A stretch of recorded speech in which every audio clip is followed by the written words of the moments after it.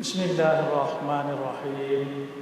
Assalamualaikum warahmatullahi wabarakatuh.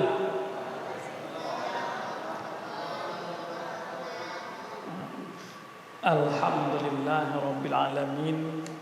Alladzi nahmaduhu wa nasta'inuhu wa nastaghfiruh wa na'udzu billahi min syururi anfusina wa min sayyiati a'malina. May yahdihillahu fala mudhillalah wa may yudlilhu fala hadiyalah.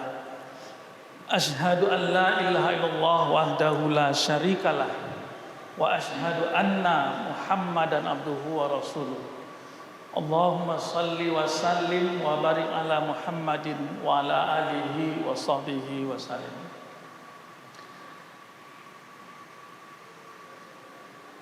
Yang saya hormati tentu Ketua BKM dan segenap pengurus Masjid Al-Istiqomah. Yang saya hormati penasehat pembina IKADI Kabupaten Pelalawan, kemudian Ketua IKADI beserta seluruh dai IKADI yang berhadir pada malam hari ini, dan segenap jamaah Masjid Al-Istiqomah. Alhamdulillah, kita panjatkan syukur kepada Allah Subhanahu wa taala bahwa malam ini kita bertemu. Akhirlah judulnya, yaitu kita akan membahas masalah otak, kalbu, dan panca indera. Ini kaitannya nanti dengan esensinya manusia ciptaan Allah. Nah, kalau ternyata sumbang, mohon dimaafkan. Kalau kurang, tolong dilengkapi. Itu saja harapan saya. Dan saya lebih menginginkan kita berdiskusi, bertukar pikiran. Karena di dalam Islam sangat diharapkan sekali bahwa kita itu mengembang luaskan pemikiran kita. Islam itu penuh dengan alternatif. Islam itu tidak hanya monoton satu pemikiran. Dengan banyaknya alternatif, banyaknya pemikiran, maka akan melengkapinya.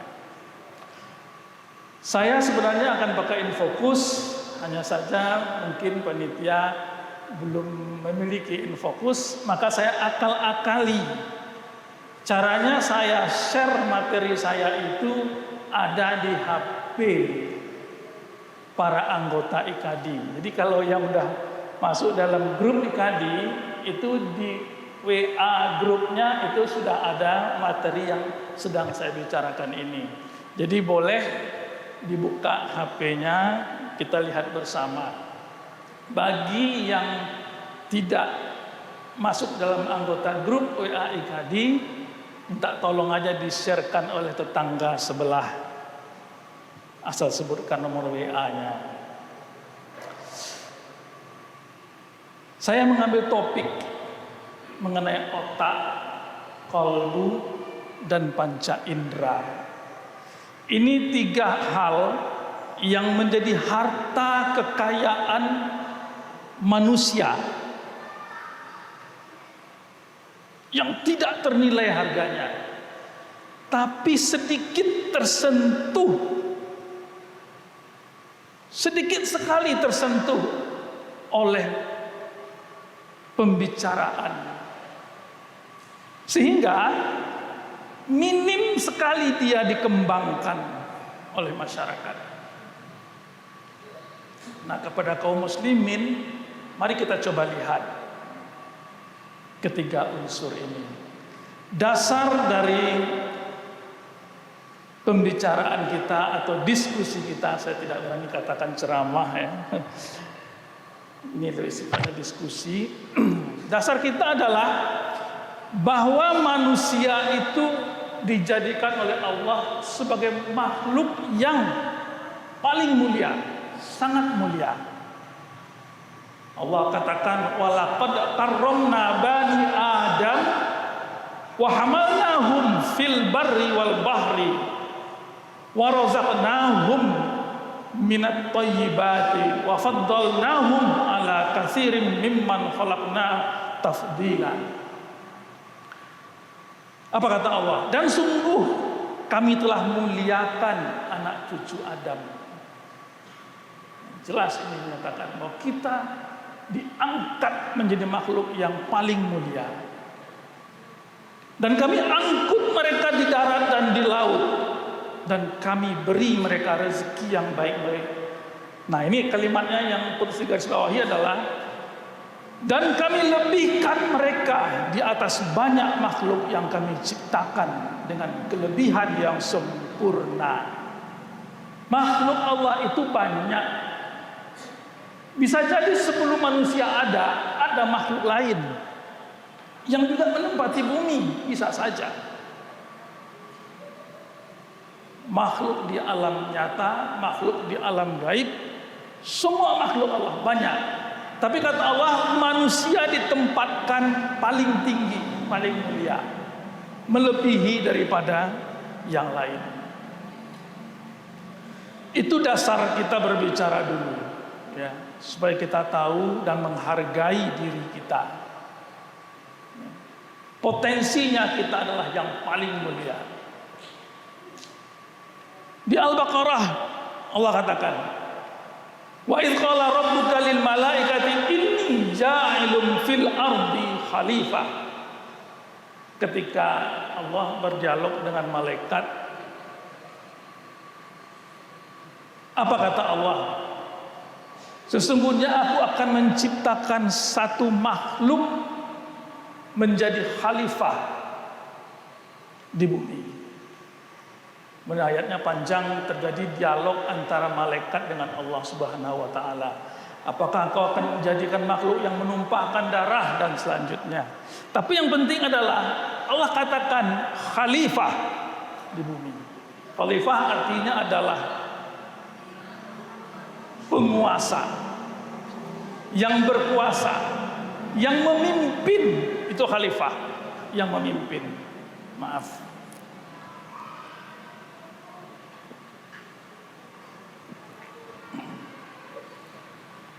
Kalau yang memimpin tentu yang paling utama, yang paling pintar, yang paling pandai.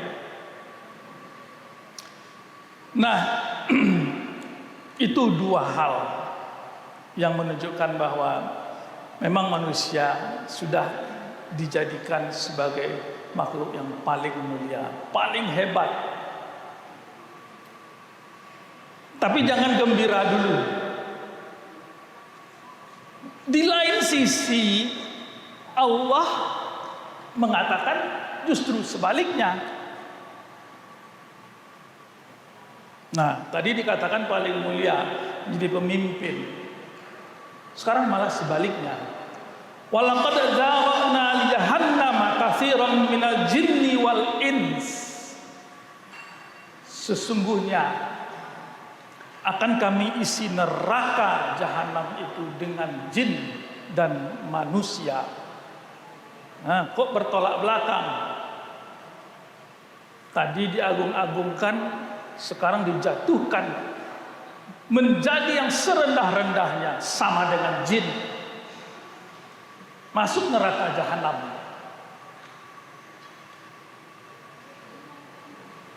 Kenapa? Nah ini, lahum qulubun la yafqahuna biha wa lahum a'yunun la yubsiruna biha wa lahum adhanun la yasma'una biha ulaika kal an'am bal hum adall ulaika humul ghafilun. Kenapa? Karena mereka memiliki hati tetapi tidak dipergunakannya untuk memahami ayat-ayat Allah, kebesaran Allah. Dan mereka memiliki mata tetapi tidak dipergunakan untuk melihat tanda kekuasaan Allah. Dan mereka punya telinga tetapi tidak dipergunakannya untuk mendengarkan ayat-ayat Allah. Nah, ini ujungnya mereka seperti hewan ternak bahkan lebih sesat lagi. Alangkah sedihnya kita ditempatkan setara dengan hewan, lebih jelek lagi, lebih rendah lagi. Kalau di ayat yang tadi dikatakan bersama jin di dalam neraka jahanam, mereka itulah orang-orang yang lengah. Nah, bapak-bapak, saudara-saudara yang dirahmati Allah, ini faktanya. Dua kondisi yang bertolak belakang, itulah manusia. Oleh karena itu, kita ingin menyoroti. Tadi disinggung-singgung tentang mata, penglihatan, itu adalah panca indera. Tadi disinggung-singgung tentang hati, itu adalah kolbu, kan? Nah, inilah topik kita hari ini, panca indera, kolbu, dan akal. Perlukah kita berrepot-repot untuk memikirkan itu? Udahlah, kita jalani saja hidup ini apa adanya. Tidak. Allah katakan, wa fi anfusikum afala tubsirun. Kenapa kamu tidak mempelajari diri kamu? Di sana tersembunyi rahasia yang sangat dalam. Di sana tersembunyi mutiara-mutiara yang menghantarkan kamu pada mengenal Allah Subhanahu wa taala. Makanya faqad arafa nafsahu. Man arafa nafsahu faqad arafa rabbah. Siapa yang mempelajari dirinya, mengenal sangat dalam tentang dirinya, dia akan sampai nanti kepada pengenalan pada Allah. Nanti kita lihat di ujung cerita kita.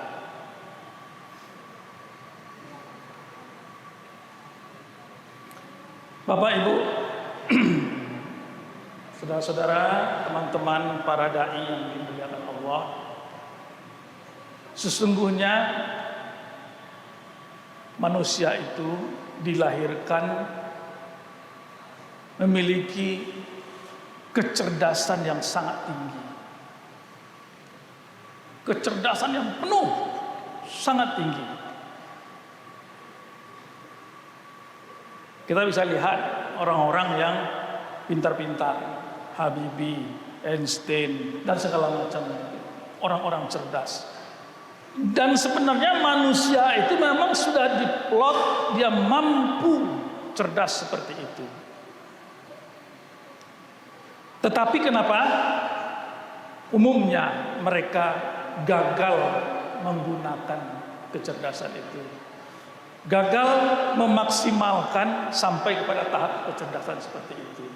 Itu yang terjadi sebenarnya. Ingatlah akan firman Allah Subhanahu wa taala, "Fa idza sawaituhu wa nafakhtu fihi mir ruhi faqa'u lahu sajidin." Maka apabila aku telah menyempurnakan kejadiannya dan telah meniupkan ke dalamnya ruh ciptaanku,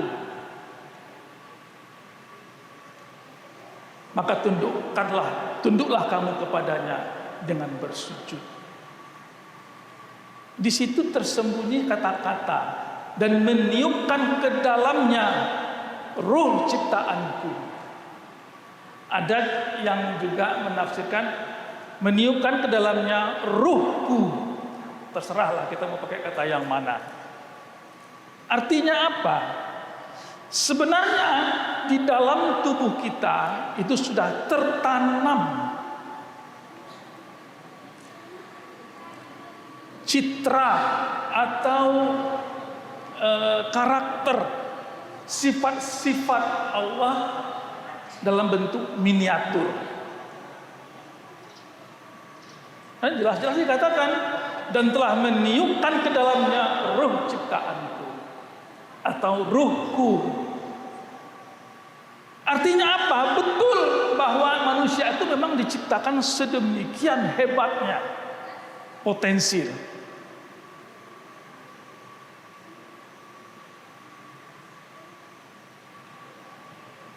Demikian Allah mengatakan,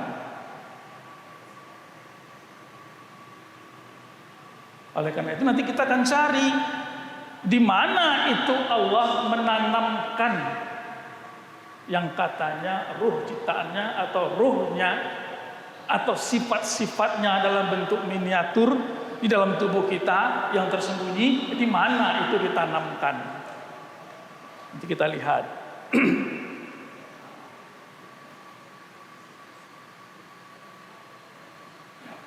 Nah,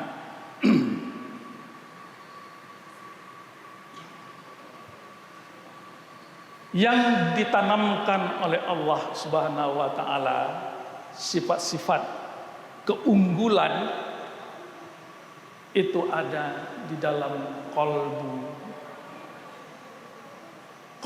kita. Persoalannya adalah manusia bingung menafsirkan kolbu itu apa. Apalagi orang Indonesia menafsirkan kolbu itu hati, bercampur aduk dengan liver. Masa pertama dulu diartikan kolbu itu adalah hati, liver. Kalau bahasa kedokterannya liver, di perut sebelah kanan sedikit, itu hati. Tapi kemudian orang mencari-cari di hati itu tidak ada satupun tempat yang cocok dengan tanda-tanda bahwa di sana ditanamkan sifat-sifat unggul, sifat-sifat mulia. Maka berpindah penafsiran orang, bukan hati tapi jantung. Kolbu itu adalah jantung. Maka pun orang meneliti jantung itu, benar tidak bahwa di sana ada tempat wadah di mana di situ ditanamkan sifat-sifat mulia pada jantung itu. Maka terpecahlah para peneliti atau orang-orang pintar dalam dua penafsiran. Ada yang mengiyakan bahwa memang di jantung, tapi ada yang mengatakan bukan di jantung. Bukan di jantung. Di mana? Ada di otak. Nanti kita bahas ke sana. Nah, terserah kita mau pilih yang mana, mau pilih jantung boleh, mau pilih otak boleh, itu hak kita, bebas kita menentukannya. Nah. Ada memang yang mengatakan memang jantung. Kenapa? Karena bergetar jantung itu ketika disebut nama Allah, dan bertambah keyakinannya, rasa nyamannya ketika dibacakan ayat Allah. Wa idza tuliyat alaihim ayatun zadathum imanan. Ketika dibacakan ayat-ayat Allah maka bertambah imannya. Dan terasa di sini. Ya, terasa di situ memang. Tapi apakah betul bahwa di sanalah yang kolbu? Nanti kita lihat. Allah di dalam Al-Quran itu ketika membahas soal akal, otak, akal ya, itu menyebutnya sampai 49 kali.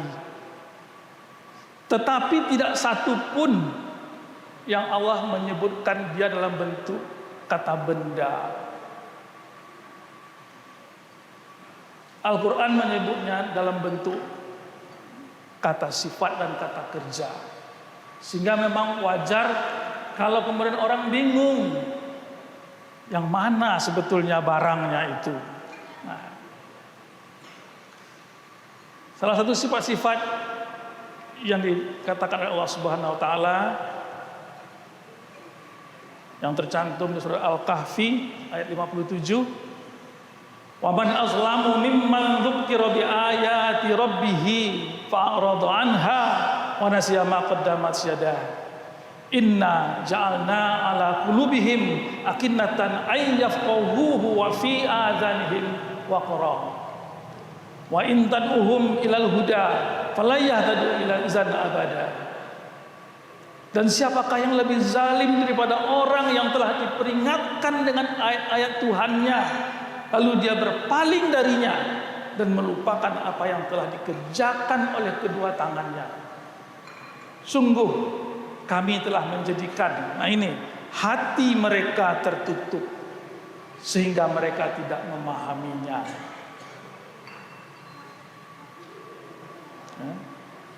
Dan kami letakkan pula sumbatan di telinga mereka.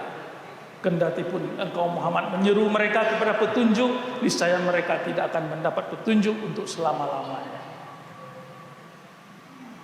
Sudahlah hatinya tertutup, pendengarannya juga ditutup oleh Allah Subhanahu wa taala, maka pastilah tidak akan sampai hidayah itu kepadanya. Nah, mari kita lihat secara anatomi, ya. Kalau yang melihat slide-nya di HP itu kelihatan gambar otak di sana, ya. Hampir seluruh peneliti neuroscience itu mengakui bahwa manusia itu terpusat pada otaknya. Pada otaknya. Itu para ahli mengatakan demikian. Otak itu adalah pusat dari segala-galanya. Pasti sebagian dari kita akan protes, enggak, pusat semua itu adalah di kolbunya. Karena itu yang bisa kita terima selama ini dalam pengajian-pengajian. Dan memang dari ayat-ayat yang tadi dibacakan itu semua bicara soal kolbu dan kolbu yang tertutup. Berarti pusat manusia itu ada di kolbu. Nah, jadi bagaimana? Mari kita intip, ya. Apakah tidak mungkin sama yang dipahami oleh para ahli dengan apa yang kita pahami melalui referensi keagamaan kita, bahwa ternyata sama saja kalbu, akal itu letaknya ada di kepala sini. Jangan-jangan begitu.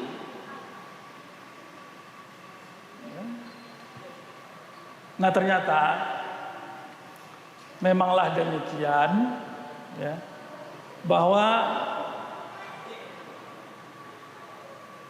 otak manusia itu terdiri dari banyak sekali neuron atau saraf. Dikatakan itu sampai 100 miliar saraf di kepala ini yang aktif, ya, yang aktif. Ditambah dengan 900 miliar lagi yang belum aktif atau tidak aktif. Jadi kalau dihitung-hitung semua itu ada 1 triliun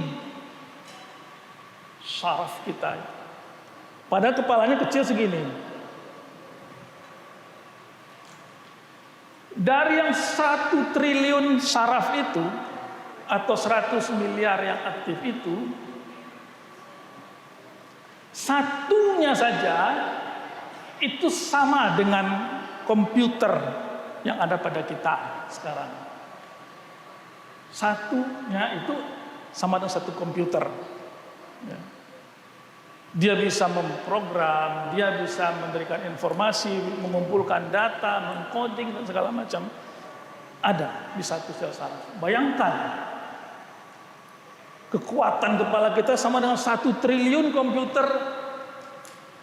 Dan hebatnya lagi, masing-masing saraf itu saling berhubungan ke 1 triliunannya itu melalui, kalau kita lihat gambar saraf itu ada kakinya yang namanya dendrit, ada akson, ada dendrit. Itu kalau bahasa kedokteran itu. Dan dendrit ini, kaki-kaki ini, serabut ini, dia connect dengan saraf-saraf di sebelahnya semua. Dan akhirnya semuanya membentuk jaringan informasi. Demikian hebatnya ciptaan Allah dalam otak kita.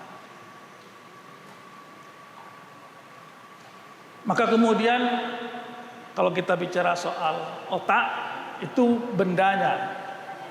Akal itu adalah fungsinya. fungsinya. Maka orang karena saking rumitnya itu mencoba membagi-bagi, mengklasifikasikan. Di dalam otak itu ada tiga tingkat kecerdasan di sana. Pertama apa? Kecerdasan intelijensi. Yang kedua, kecerdasan emosi. Dan yang ketiga, nah ini, catat ini. Yang ketiga itu adalah kecerdasan spiritual. Kecerdasan spiritual. Kalau kecerdasan intelijensi itu, ya dia bisa mengenal barang-barang, menyebutkan namanya, tugasnya ini. Kalau diberikan soal matematika, dia segera bisa selesaikan, menghitung, mencari duit, dia bisa. Itu intelijensi. Kalau kecerdasan emosional, itu adalah dia bisa berempati, dia bisa merasakan perasaan orang lain, dia bisa menangis, dia bisa tertawa, dia gembira, dia sedih. Kepekaan itu, ketajamannya itu adalah kecerdasan emosional. Ada tidak orang yang tumpul saja perasaannya? Ada. Sudah menderita temannya di sebelah, tapi dia ketawa-ketawa aja, cuek aja. Sudah kesusahan tetangganya, tapi dia tidak peduli. Tandanya kecerdasan emosionalnya terganggu. Orang sedih dia ketawa, orang gembira dia malah sedih. Datar saja afeknya, emosinya. Tandanya tumpul. Tidak punya kecerdasan emosional. Dan yang ketiga tadi, nah ini, disitulah kecerdasan spiritual. Apa itu kecerdasan spiritual?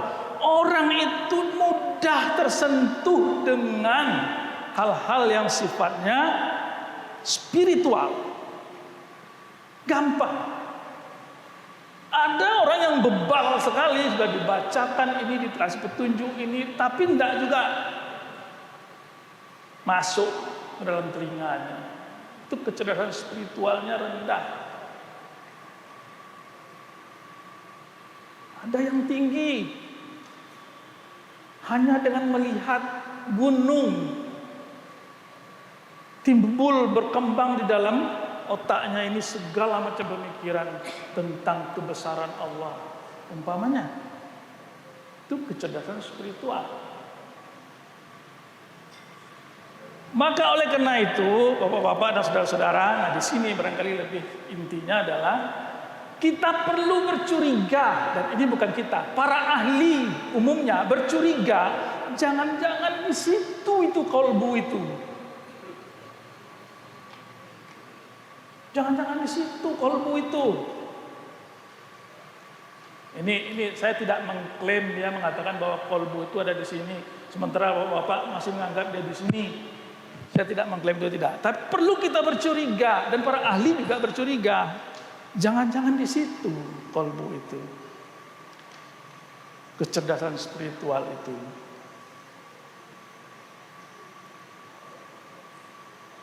Itulah yang justru menjadi pusat daripada kemanusiaan itu. Manusia itu, khalifahnya manusia itu di sana. Kemuliaan manusia itu ya di situ.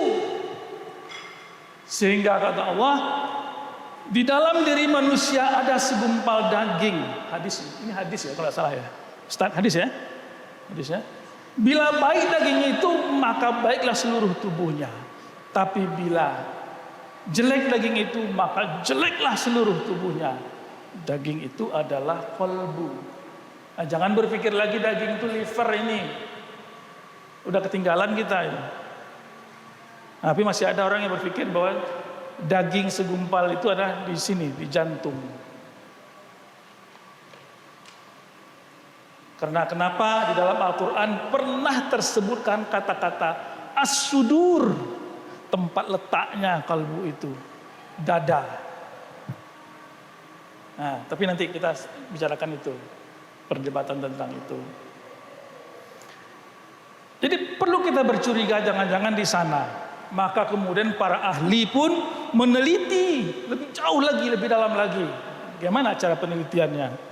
Dicoba satu persatu otak manusia itu, sarafnya itu, bagian-bagian tertentunya dilihat. Kalau dia lapar, yang mana yang bergetar elektriknya otak itu? Karena otak itu semuanya adalah electricity, kelistrikan ya.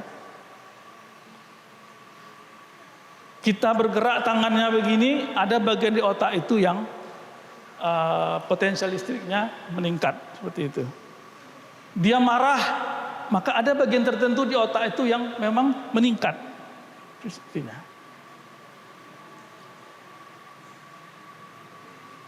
Atau apalagi terserah, pokoknya semua kegiatan apapun yang dia lakukan ada proyeksi di kepala itu yang berbentuk aktivitas listriknya meningkat dan itu bisa direkam. Maka, para ahli kemudian melihat bahwa kalau ada fenomena-fenomena ilahiyah, ketuhanan, spiritual yang dilakukan, maka ada satu bagian dari otak itu yang memang menunjukkan aktivasi kelistrikan yang meningkat potensialnya. Itu ada ternyata. Itu yang dinamakan oleh para ahli kemudian sebagai God spot atau titik ketuhanan, wadah ketuhanan. Itu asumsi ya. Jangan kita percaya begitu saja. Itu asumsi para ahli. Ada namanya God spot. Letaknya itu di sekitar bagian samping sini. Ini namanya temporal.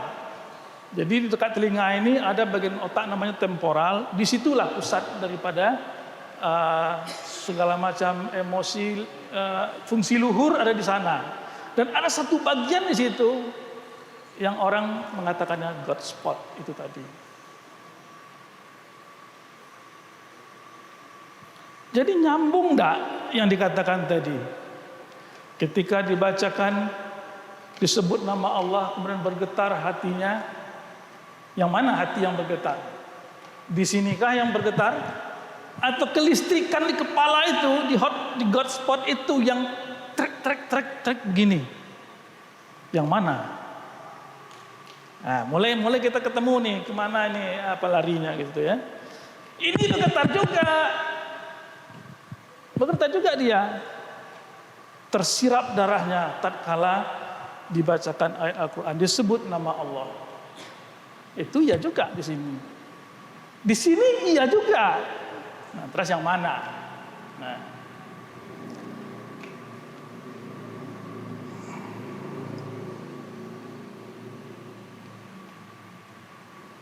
maka ini ada satu hadis riwayat Tabrani. Hadis riwayat Tabrani mengatakan, sesungguhnya Allah Ta'ala mempunyai wadah yang berada pada penduduk bumi. Dan wadah Rabb kalian adalah kalbu hamba-hambanya yang soleh. Dan di antara mereka yang paling disukainya adalah yang paling lemah lembut kalbunya. Jadi sebenarnya kita itu diciptakan ada satu wadah kayak tempat begitu, di mana di situ bernaunglah inspirasi-inspirasi ketuhanan. Di sana tersimpanlah, tertanamlah, ini kalau dalam bahasa kitanya, miniatur sifat-sifat keilahian. Ini hadis menyatakan demikian. Ada memang tempatnya di situ. Yang belum ketemu itu di mana tempatnya itu? Ada yang mengatakan di sini, ada yang di sini. Itu terserah kita. Nah, tapi tadi kita sudah lihatkan ada yang bergetar di bagian temporal kepala ini, sel-sel sarafnya ketika masalah-masalah ketuhanan dibicarakan. Ketika berzikir, ketika Asmaul Husna dibacakan dengan penghayatan, maka itu bergetar di sana. Nah, sekarang mari kita lihat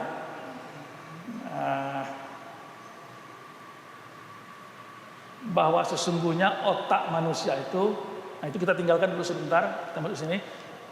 Otak manusia itu ternyata hanya 10% yang disebut sebagai otak yang mengurusi alam sadar. Alam sadar itu apa? Nah, ketika kita mau pergi kerja, maka kita ambil motor, kita bawa mobil, kuncinya kita ambil. Kalau kita perut lapar, maka kita makan. Tata cara seperti itu alam sadar yang mengaturnya. Tetapi otak kita itu 90%-nya adalah alam bawah sadar. Artinya apa? Yang bawah sadar itu yang mana? Itu tadi. Ketika kita melihat pemandangan, maka kita tergerak hati kita untuk mensyukuri apa yang telah diciptakan oleh Allah Subhanahu wa taala. Termotivasi kita kemudian untuk memeliharanya. Termotivasi kita kemudian untuk berkreasi memanfaatkannya. Itu alam bawah sadar kita bekerja. Dan itu 90% dari otak. Dan itu belum terkembangkan, belum maksimal. Yang baru kita pakai itu kebanyakan yang 10% tadi, yang alam sadar tadi. Maka kalau kita hanya bertumpu pada yang 10% itu, samalah kita dengan hewan, samalah kita dengan binatang. Yang hidupnya itu hanya memang ya begitu, cari makan, cari untung, cari duit, kawin, beranak. Tuh. Maka tidak heran kalau sebenarnya manusia itu memang diciptakan oleh Allah dalam bentuk yang sangat sempurna, yang mulia, yang berpotensi hebat. Itu 90% itu di sana dia. Tapi hanya sedikit baru yang tersentuh oleh olahan manusia. Alam bawah sadar itulah nanti yang akan membentuk karakter, membentuk motivasi, membentuk pengetahuan di sana nanti itu.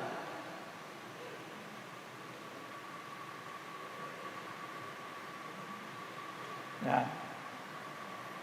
Di sana berkemungkinan hidayah masuk, dan hidayah itu kemudian merubah cara berpikir kita. Hidayah itu kemudian yang merubah cara hidup kita, sehingga kita menjadi orang yang baik, orang yang bertaubat, orang yang berjalan sesuai dengan tuntunan ilahi, menjadi orang yang diridhoi oleh Allah Subhanahu wa taala. Di sana. Nah, di yang 90% itu.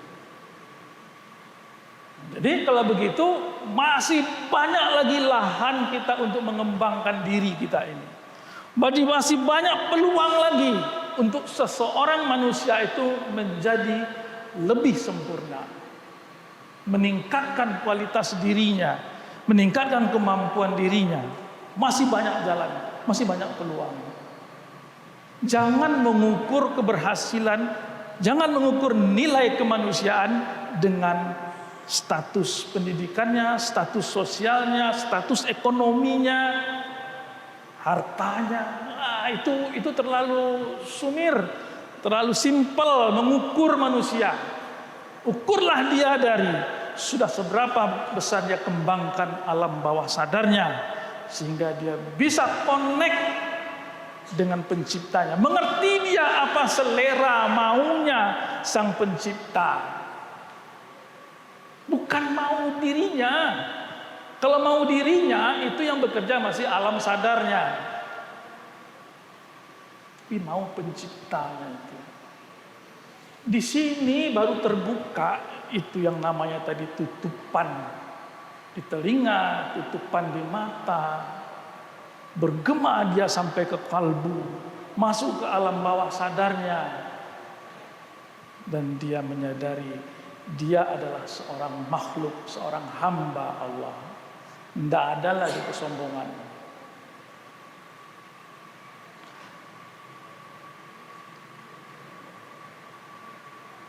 Demikian kalau kita bisa mengaktifasikan alam bawah sadar itu dengan benar.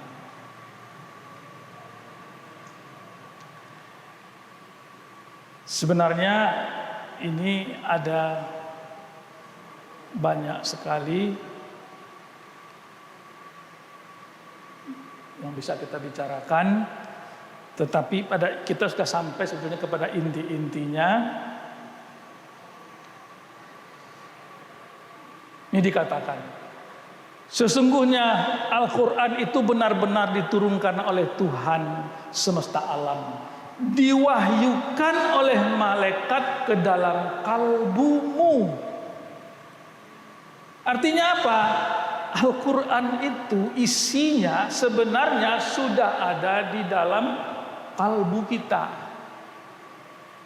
Patronnya itu sudah ada di sana. Lah kemudian untuk apa adanya Nabi Muhammad Rasulullah SAW? Untuk menghidupkan itu, mengaktifasikan itu. Begitu dibacakan oleh Allah firman-Nya, wahyu yang diturunkan kepadanya, dibacakan oleh Rasulullah, langsung bergetar hatinya. Yang bergetar itu tandanya di situ sudah ada tadi, tapi tertimbun, sudah aktif. Begitu juga dengan kita. Ayat-ayat Allah itu sudah ada di dalam kalbu kita. Tinggal bagaimana membangkitkan, mengaktifkannya. Maka disitulah kemudian juga kita tidak lupakan peran daripada Allah yang Maha Menciptakan itu. Dia berkehendak tidak membukakan hati kita itu, mengaktifkan hati kita itu. Berkehendak tidak dia. Seperti kata Allah, apabila Allah menghendaki kebaikan pada hambanya, maka dia membukakan baginya kunci kalbunya. Artinya diaktifkan oleh Allah Subhanahu wa taala. Dan dia menjadikan di dalamnya keyakinan dan kejujuran. Dia menjadikan kalbunya selalu menyadari apa yang ia tempuh. Dan dia menjadikan kalbunya selamat, kalbus salim.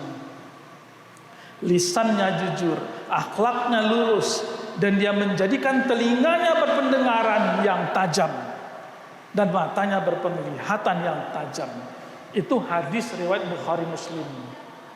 Dia Allah kalau ingin kita baik, maka dia buka itu kunci di kalbu tadi. Maka oleh karena itu kita senantiasalah berbaik sangka pada Allah, senantiasalah berpengharapan kepada Allah. Semoga Allah buka itu untuk kita. Itu yang kita inginkan. Jadi bapak-bapak dan saudara-saudara yang saya hormati, mengantar diskusi kita, saya ingin menyampaikan kita ini manusia diciptakan benar-benar sebenarnya adalah sempurna, mulia, derajat tinggi, cocok dikatakan dia khalifah. Tapi itu potensi yang ada dalam tubuh. Dia perlu dihidupkan, digerakkan, dibuka, diaktifasi. Tinggal lagi bagaimana cara mengaktifasikannya. Nah, itu sekedar pengantar dari saya. Semoga saya sendiri nggak tahu nih apakah yang saya omongkan ini ngaco-ngaco sehingga tidak bisa ditangkap intinya. Semoga Allah memberikan pemahaman yang tepat kepada kita, dan semoga apa yang saya sampaikan itu dituntun oleh Allah Subhanahu wa taala. Kalau keliru, iya itu semata-mata dari saya yang memang bukan seorang dai. Nggak kayak Pak Kiai Sukamto, itu beda. Dia itu udah ngelotok gitu. Kalau saya cuplik sana cuplik sini. Nah itu sebagai pengantar kita mungkin bisa berdiskusi, kita bertukar pikiran dan pertanyaan atau pendapat bukan hanya untuk saya saja, bisa dilontarkan atau dijawab oleh teman-teman dai yang ada di sini. Baiklah, wabillahi taufiq hidayah. Assalamualaikum warahmatullahi wabarakatuh. Silakan. Jadi dua itu dia. Dua tadi ya. Hah? Apa? Baiklah. Memang mengenai indera itu tidak banyak tadi kita singgung. Sebetulnya di dalam slide saya itu ada tadi tentang indera. Indera itu adalah organ penampung sinyal. Nah, ya, penyampung sinyal. Ada sinyal masuk melalui pintunya indera itulah dulu. Untuk kemudian dia nanti akan ke dalam masuk sampai kepada otak. Kita ambil contoh umpamanya telinga. Telinga itu ketika orang mengaji, ada getaran suara yang dihantarkan oleh mulut orang yang mengaji, itu getaran suaranya masuk ke telinga. Di telinga kemudian dia berjalan, itu getaran tadi berjalan sampai nanti dia pada bagian dalam telinga itu ada bulu-bulu getar. Bulu-bulu getar itu akan bergetar sesuai dengan getaran suara yang masuk tadi. Dan kemudian getaran bulu-bulu getar tadi itu menghasilkan listrik. Nah ini uniknya tubuh kita itu. Tidak terbayangkan oleh kita betapa sempurnanya. Dia menghasilkan impuls listrik. Impuls listrik ini kemudian terus sampailah dia kepada sel saraf. Sel saraf, ya kan? Di saraf itulah nanti dibagi. Tadi kan saya bilang ada dendritnya, kaki-kakinya saraf itu banyak itu, sambung sana, sambung sini, sambung sana, sambung sini. Nah itu tadi kemana larinya impuls saraf itu? Ada yang lari umpamanya kepada saraf untuk menitikkan air mata, ya menangislah dia. Atau kalau ada yang baju ini banyak. Nah, jadi kemudian itulah sampai nanti dia kepada otak. Otaklah yang menafsirkan, otaklah yang menyimpulkan, dan kemudian otak itulah nanti yang akan menginstruksikan, hai tubuh lakukan begini. Bisa saja, hai tubuh usir orang yang mengaji itu, peka telinga kita. Bisa aja, kan? Bisa saja itu terjadi. Itu salah satu indera. Kemudian orang menganggap membagi-bagi indera itu ini hanya pengklasifikasian aja kepada 5, maka jadilah namanya dia panca indera. Karena itu yang nyata.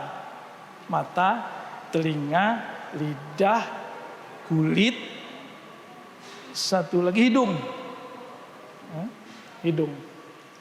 Apakah betul cuma 5? Tidak, itu kan hanya klasifikasi ilmu aja. Bahkan Allah di dalam Al-Quran yang paling banyak dia cuma menyebut 2. Apa? Mata dan telinga aja yang dia sebut-sebut terus. Ya kan? Nah, itu ada 5. Indra ke-6. Nah ini. Indra ke-6 itu adalah kemampuan orang melihat sesuatu ya tanpa mata nyata, ya kan? Nah, itu indera ke-6. Dia bisa mengambil sebuah kesimpulan dari sesuatu yang dia tidak dengar dan dia tidak lihat. Berdasarkan apa? inspirasinya, berdasarkan kepekaannya. Itu indera keenam. Memang ada hal begitu, memang ada. Berarti tidak ilmiah dong, bukan tidak ilmiah. Ada itu, tetapi tidak melalui kelima indera yang tadi. Jadi ada, Ustaz, indera keenam itu memang ada. Jangan dianggap itu sebagai hal yang tahyul atau apa. Tidak, memang ada dia. Memang ada. Yang penting tidak lewat dari yang 5 ini, tapi dia bisa mengambil sebuah firasat, dia bisa mengambil sebuah, dapat meramalkan akan terjadi yang demikian, itu namanya indera yang ke-6. Nah, kita nggak tahu yang ke-7 apa, ada yang ke-8 atau apa, kita nggak tahu. Nah, itu tentang indera. Dan saya termasuk yang mengakui adanya indera ke-6 itu. Bagaimana kita memungkiri bahwa ada orang yang bisa melihat makhluk halus, yang bisa merasakan ada makhluk halus? Banyak orang yang bisa begitu. Terus kita katakan, bohong semua itu. Apa bisa kita katakan begitu? Nyatanya banyak orang yang bisa. Kan? Tapi tidak semua orang punya kemampuan seperti itu. Oke. Itu sebentar Ustaz. Ketiga-tiganya, baik intelligent quality maupun emotional quality ataupun spiritual quality, atau tiga-tiganya itu tidak bentuk dalam sudah jadi 100%. Udah penuh, ibarat botol ini airnya sudah penuh, diciptakan oleh Allah. Tidak.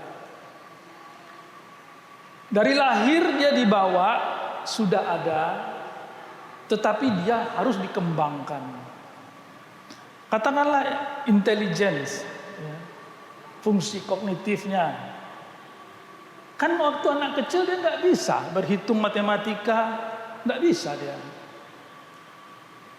Tapi kemudian dikembangkan, punya dia kemampuan untuk itu. Sama dengan emosi juga begitu. Waktu kecil barangkali bayi itu, anak itu tidak bisa merasakan bagaimana susahnya orang tuanya. Dia ketawa-ketawa aja, bermain saja. Tapi kemudian dia melihat dari alam, dan itu berkembang terus kecerdasan emosionalnya. Maka dia bisa merasakan lama-lama tentang orang tuanya. Bisa. Jadi prinsipnya adalah ketiga-tiganya itu bisa dimaksimalkan dengan rangsangan-rangsangan. Jadi semasa kecilnya dia diajarkan bagaimana merasakan yang dirasakan oleh orang lain. Jadi jangan biarkan anak itu cuek saja. Celakanya sekarang anak-anak itu kan sudah main HP. Sebagian besar hidupnya adalah di HP.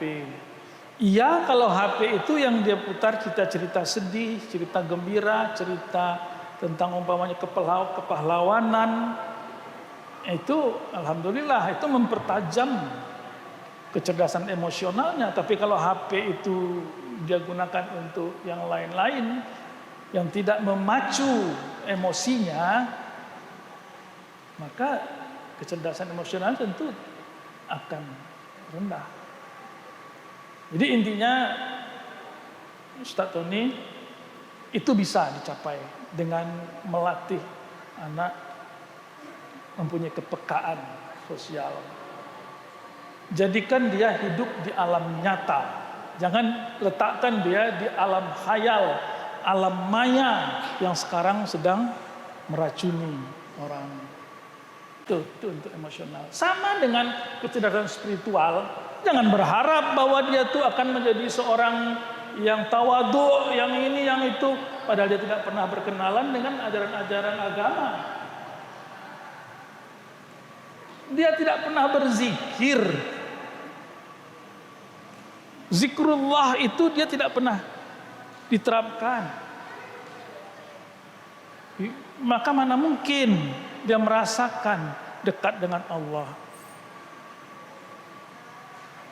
Saya tadi belum membahas mengenai, satunya ujung daripada cerita saya tadi itu adalah bagaimana zikir itu bisa mengembangkan kecerdasan spiritual.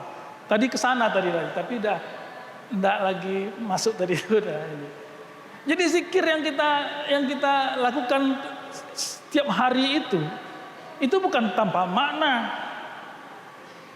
Kita dianjurkan berzikir dengan tenang, kemudian merasuk, kita rasakan subhanallah. Subhanallah itu artinya adalah bahwa kita benar-benar mensucikan Allah, tidak menyalahkan Allah, menganggap bahwa apapun yang terjadi itu bukan kesalahan Allah, maha suci Allah dari kesalahan. Subhanallah. Alhamdulillah itu apa? Adalah rasa syukur kita terhadap nikmat yang diberikan oleh Allah. Itu kalau kita betul-betul zikir dengan penghayatan, akan mengembangkan kecerdasan spiritual kita. Hanya saja ini kita menggunakan zikir itu bukan pada aspek penghayatannya, tapi penyebutannya di bibir. Teriak-teriak zikir. Sampai saking ngedannya kita berteriak, lupa kita maknanya apa, hakikatnya apa. Kita lebih mementingkan jumlah zikir 1000 kali, 2000 kali, 3000 kali sehari. Bagus, makin banyak makin bagus. Tapi yang lebih bagus itu adalah bagaimana merasakannya, membawa zikir itu ke dalam kalbu kita. Dia akan mengembangkan kecerdasan spiritual kita. Itu yang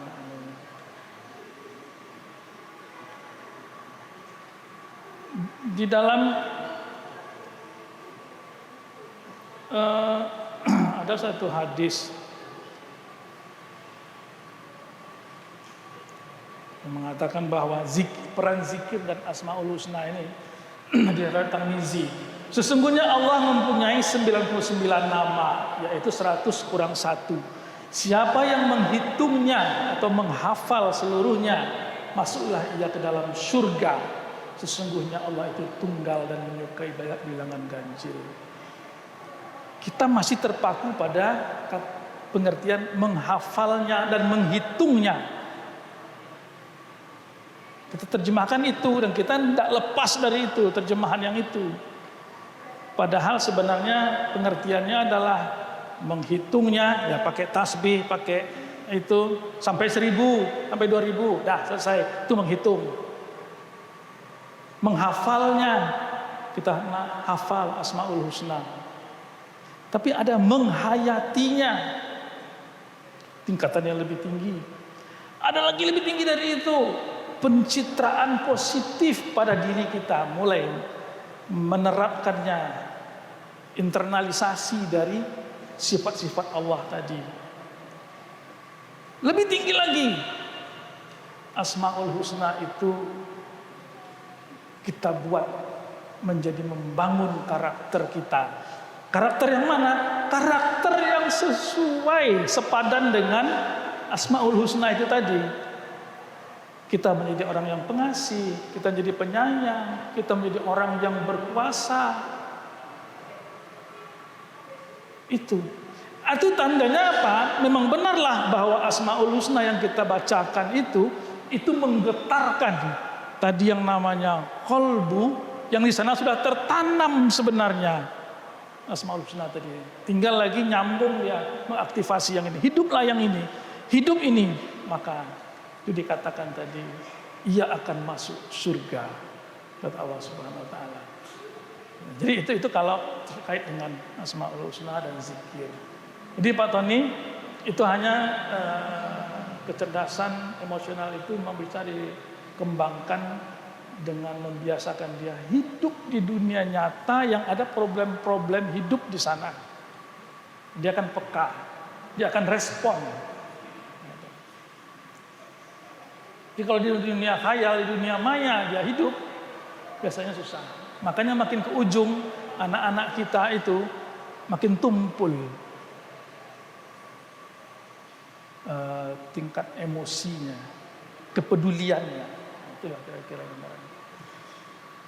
Tuh, jawab dari saya. Barangkali Ustaz Kamto nambahkan, Ustaz, gimana Ustaz? Ya, kita sama-sama sharing Ustaz. Baiklah, jika tidak ada lagi yang bertanya dan berkomentar, saya pun akan menyudahi apa yang saya sampaikan itu dengan kata kunci kesimpulannya. Apa kesimpulannya? Tadi kan ada 3 ya, kecerdasan intelektual, kecerdasan emosional, kecerdasan spiritual. Kita harus kembangkan itu secara bersama-sama dalam setiap aktivitas kita. Di mana kita dapatkan itu, pernyataan itu ada di dalam Al-Quran. Apa katanya? Bahwa berfikir dan berzikir itu harus sejalan. Alladzina yadhkurunallaha qiyaman wa qu'udan wa 'ala junubihim wa yatafakkaruna fi khalqis samawati wal ard. Ya, berfikir dia tentang apapun yang dia lihat di alam ini. Berfikir itu ya. Kemudian dia pun berzikir.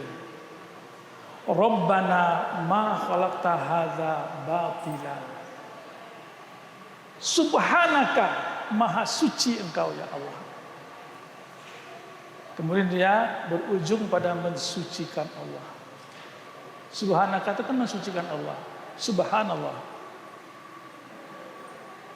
Faqina azabannar. Sungguh tidak ada yang sia-sia engkau ciptakan ya Allah. Pernyataan kita yang mengatakan sungguh tidak ada yang sia-sia itu maknanya dalam. Maknanya dalam. Bahwa semua ini ada manfaatnya. Semua ini ada manfaat. Maka kalau semuanya ada manfaatnya, apapun yang kita alami pasti kita bersyukur. Nah, rentetannya ke sana. Ujung-ujungnya baru kita minta faqina azabannar. Hindarilah kami dari siksa neraka. Jadi padukanlah fikir dengan zikir tadi.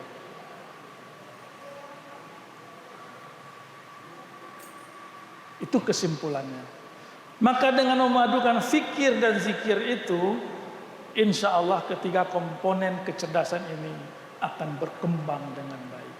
Dan qalbu kita terbuka, maka hidayah itu gampang masuknya. Lewat telinga, lewat mata, masuk ke dalam, nyantol di qalbu. Hiduplah dia qalbu itu. Qalbus salim. Di mana kalbu? Tak usah kita pikirkan. Mau di sini kayak kalbu itu terserah kita lah menafsirkannya. Yang penting isinya itu. Ya. Oke, demikian Ustaz Kamto yang telah memoderatori dan kepada bapak-bapak dan saudara-saudara, rekan-rekan para dai, semoga ini ada manfaatnya bagi kita. Kalau salah semata-mata dari saya, kalau benar dari Allah Subhanahu wa taala. Wabillahi taufik wal hidayah. Wassalamualaikum warahmatullahi wabarakatuh. Kalau ada di sumur di ladang, bolehlah kita numpang mandi. Kalau ada bapak-bapak sama-sama senang, bolehlah nanti saya datang lagi. Kalau dikehendaki.